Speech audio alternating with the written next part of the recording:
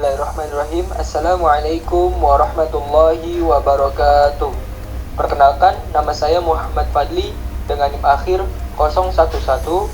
Saya dari kelompok 9, mata kuliah Ulumul Quran, Hukum Tata Negara, semester 2. Jadi dalam video kali ini, saya ingin menjelaskan tentang materi Al-Muhkam dan Al-Mutasyabbih.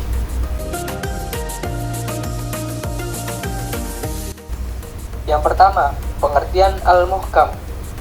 Muhkam secara bahasa berarti kokoh dan jelas. Dalam Islam, muhkam adalah ayat atau lafaz yang maknanya tegas dan tidak membutuhkan penafsiran mendalam. Menurut Mana Al-Qatan, muhkam berasal dari ihkam, yang berarti kuat dan bebas dari kesalahan. Ayat muhkam yang menjadi dasar hukum karena maknanya jelas, seperti dalam surat Hud ayat 1-2. Kemudian yang kedua, pengertian Al-Mutasyabbih. Mutasyabbih berasal dari kata syabaha yang berarti syubhat atau kemiripan. Artinya, dua hal tampak mirip sehingga sulit dibedakan baik secara nyata maupun makna. Ayat mutasyabbih memiliki makna yang tidak langsung dan membutuhkan penafsiran lebih dalam. Kemudian ada pengertian muhkam dan mutasyabbih. Secara terminologis, para ulama berbeda pendapat tentang pengertian muhkam dan mutasyabbih. Menurut Imam Ar-Razi, muhkam adalah ayat yang maknanya jelas dan tegas. Sedangkan mutasyabbih adalah ayat yang maknanya tidak tegas dan tidak ditafsirkan dengan berbagai cara. Imam At-Tabi berpendapat bahwa muhkam mudah dipahami, sedangkan mutasyabbih sulit dipahami dan membingungkan. Kemudian ada metode ulama dalam menafsirkan ayat mutasyabbih. Ayat-ayat yang memiliki makna ambigu atau tidak jelas telah menjadi topik diskusi dan perdebatan di kalangan ulama sejak masa sahabat Nabi Muhammad SAW. Dua metode utama yang digunakan dalam memahami ayat-ayat ini adalah tafwid dan takwil. Berikut penjelasan lebih detail mengenai kedua metode tersebut. Yang pertama yaitu ada tafwid. Tafwid adalah metode menyerahkan makna ayat-ayat mutasyabihat sepenuhnya kepada Allah Subhanahu wa taala tanpa menafsirkan secara spesifik. Ulama yang menganut metode ini meyakini bahwa hanya Allah yang mengetahui makna sebenarnya, sebagaimana dijelaskan dalam surat Al-Imran. Sikap ini diambil untuk menghindari kesalahan tafsir dan penyimpangan.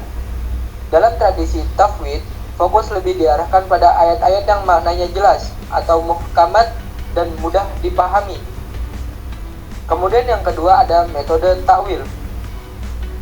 Takwil adalah metode penafsiran ayat-ayat mutasyabihat dengan mencari makna yang lebih jelas dalam simbolis yang sesuai dengan konteks Al-Quran dan ajaran Islam. Secara etimologis, tawil berasal dari kata awala yang berarti kembali atau mengatur.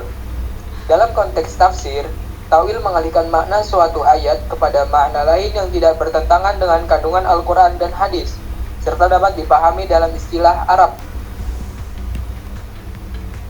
Kemudian yang terakhir ada hikmah memahami ayat muhkamat dan mutasyabihat. Yang pertama yaitu ada, jika seluruh ayat Al-Quran hanya terdiri dari ayat muhkamat, ujian keimanan dan amal perbuatan akan mudah. Namun, ayat mutasyabihat menguji ketahanan iman seseorang.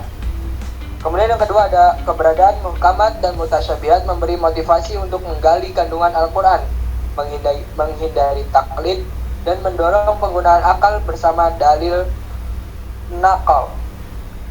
Kemudian yang terakhir ada ayat-ayat tersebut menunjukkan keajaiban Al-Quran yang memiliki kualitas sastra tinggi, sehingga umat yakin bahwa Al-Quran adalah wahyu dari Allah, bukan produk manusia. Kesimpulannya adalah, dalam Al-Quran ada dua jenis ayat muhkam yang jelas dan tegas, serta mutasyabbih yang maknanya tidak langsung mudah dipahami dan bisa memiliki berbagai tafsiran. Para ulama menafsirkan ayat mutasyabbih dengan dua metode, yakni tafwid yaitu menyerahkan makna sepenuhnya pada Allah. Kemudian ada ta'wil, yaitu menafsirkan dengan mencari makna lebih dalam sesuai konteks dan bahasa Arab. Keberadaan kedua jenis ayat ini memiliki hikmah seperti menguji keimanan, mendorong mendalami ilmu, dan menunjukkan kebijaksanaan Allah dalam wahyunya. Sekian penjelasan dari saya, kurang lebihnya mohon maaf. Bila ada kata-kata salah, mohon dimaafkan. Bila ada kata-kata kasar, mohon dimaafkan karena saya makhluk kasar bukan makhluk halus. Terima kasih. Wassalamualaikum warahmatullahi wabarakatuh.